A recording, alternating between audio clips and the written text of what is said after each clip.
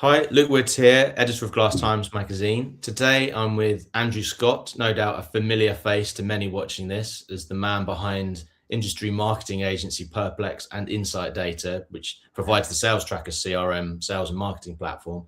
Not to mention a man who has a great deal of experience in acquiring and growing companies in the fenestration sector over the years. Andrew, thanks for joining us today. You hosted a business growth webinar recently, with another one scheduled for later this month.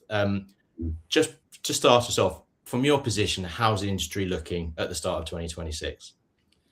Well, I guess this is part of the reasons, look, why I wanted to hold the webinar, because there's lots of conflicting information out there, and different conversations going on around the state of the industry and where we've come from and where we're going. So I think part of the reason to put on these webinars is to really highlight to those on the webinar where exactly the industry is at the minute, what's happened over the last few years.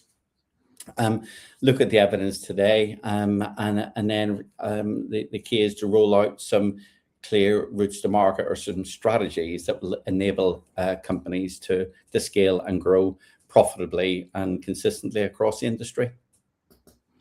Sure. So I mean, I've had lots of conversations with companies this year. Some are more positive than others. There's an underlying feeling that there's some pent-up demand in the industry. It's just that we need that spark to ignite it. That could be like interest rates or inflation or something, just to get the consumer confidence up. From your perspective, what are the sort of real opportunities this year? Where should companies be looking that want to grow and want to take advantage of opportunities? Well, there's plenty. I mean, the first thing to understand is the level of consolidation that's going on in the industry at the minute. The level of mergers and acquisitions, and that's creating real consolidation across the industry. And it's interesting. The question is whether the market is up, down, or about the same. And as a general rule, particularly for PVC, the market is consistently down year on year over the last 3 or 4 years. So, and I think everybody recognizes that as a mean average. But at the same time, a number of players have exited the market for various reasons. Some just closed down, some gone bust.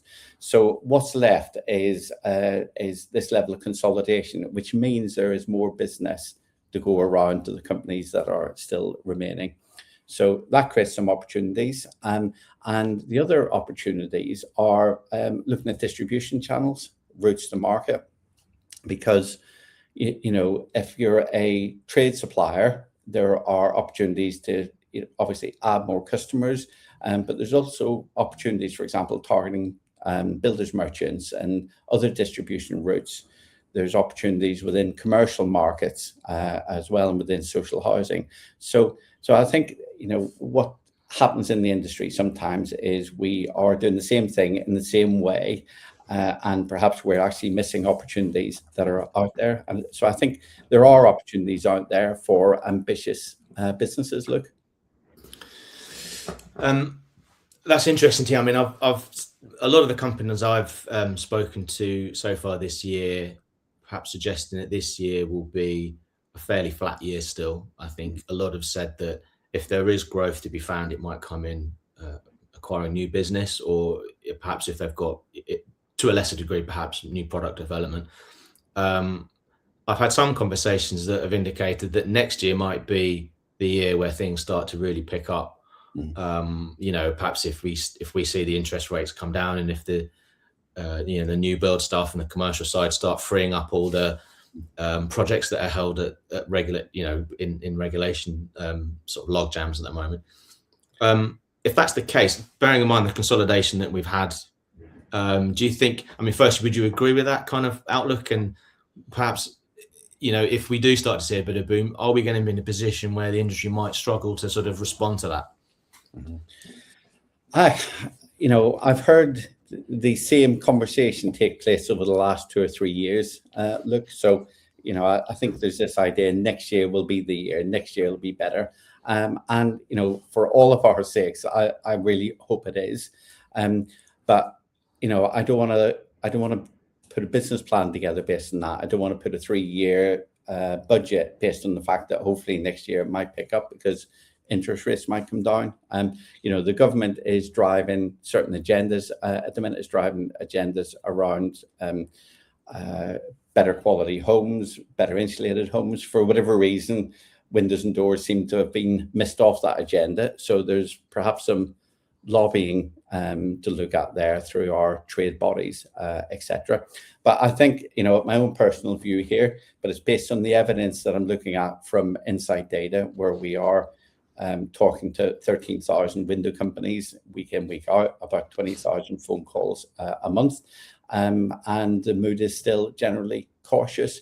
But at the same time, for every business that's flat, there is 1 or 2 businesses out there that are absolutely flying. And the key is to understand what is it that they're doing that everybody else isn't doing. I think for every business that's having tough times, there's one out there that is doing well. So, there is a strategy to growing a business, regardless of the economy, regardless of the market or the sectors that you're in. There is a strategy for creating a scalable, profitable, and successful business. And I think sometimes businesses and business leaders have been so involved in the doing it and so internally focused that sometimes you forget what's in front of you and you forget where the opportunities are, Luke. So sure. I mean, I guess a lot of these things, some of these things will be of interest to companies, perhaps obviously looking to grow. We've got your next business growth webinar scheduled for the 25th of Feb. We'll put, for anyone interested, we'll put a link and some details in the description so that you can take advantage of that. Is there, for companies interested in that growth webinar, what kind of things are you really looking to sort of push in that for businesses looking to really take advantage? I think the idea behind these webinars is really a service to the industry. There's no agenda. We're not pushing any products or services. What I want to do is to say, look, this is where the industry is now. This is what's happened over the last 3 or 4 or 5 years. This is where we are now. And here are the opportunities that are in front of us. And then what I do is outline the strategies that I'm using and that I'm working with leaders across the industry. I've worked with and consulted with hundreds and hundreds of companies in this industry. So I'll be rolling out some very specific strategies, something we call the growth wheel, and some frameworks that companies can adapt and apply to their own business to help them grow. So, it's not all about marketing. It's about systems and processes. It's about understanding the market and the routes to market and where the opportunities are. So, if there's 2 or 3 different opportunities in front of you, which one is going to give you the maximum return, maximum growth, and maximum profitability? So that's the areas that I want to focus on in this webinar, is just to help the industry realize that there are opportunities out there. Here's where they are, and here's how to action it. Here's how to capitalize on it. Thanks, Andrew. So for any businesses wanting to get involved with that, like I say, we'll put up a link in the description. Andrew, thanks very much for your time today, and look forward to catching up soon. It's been an absolute pleasure. Look, good to catch up. Thank you.